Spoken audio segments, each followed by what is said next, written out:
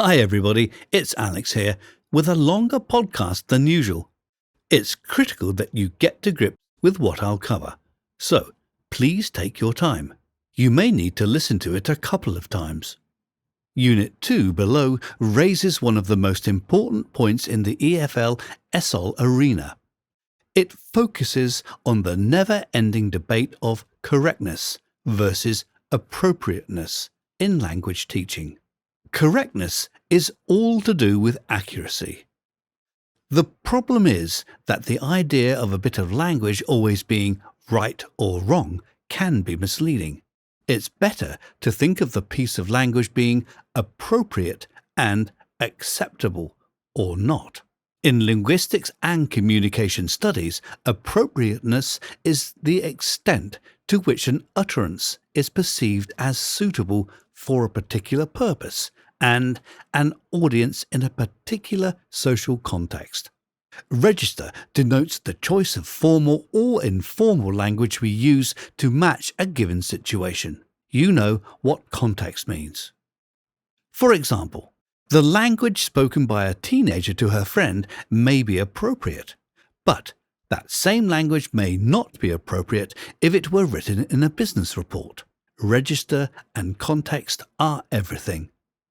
The other thing that intrudes into the correctness-accuracy arena is the question of prescriptive and descriptive grammar.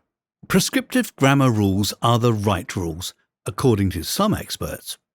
Prescriptive rules make a value judgment about the correctness of an utterance. Some of these rules were set a long time ago by grammarians.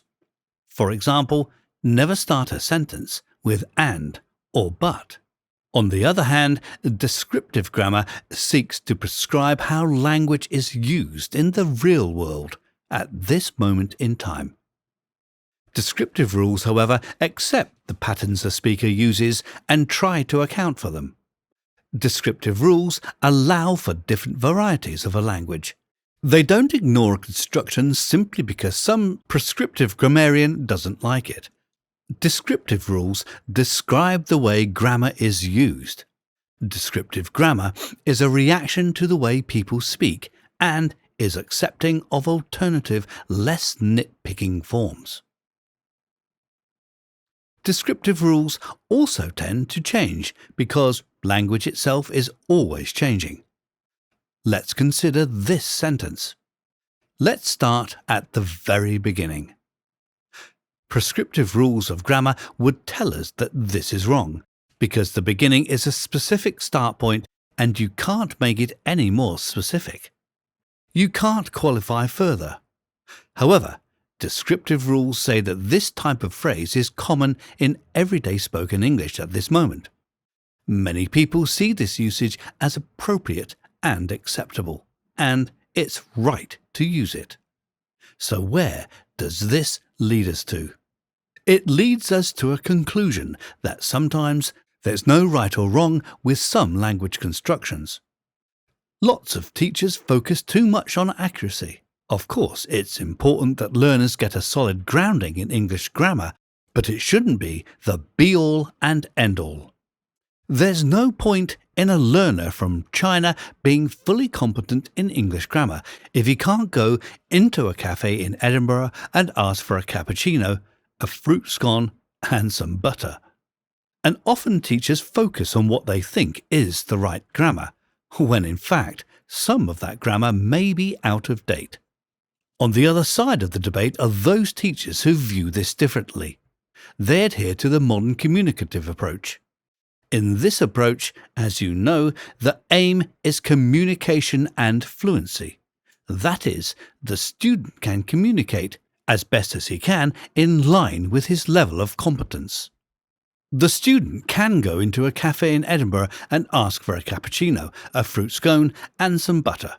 But he may make a grammatical error when ordering this.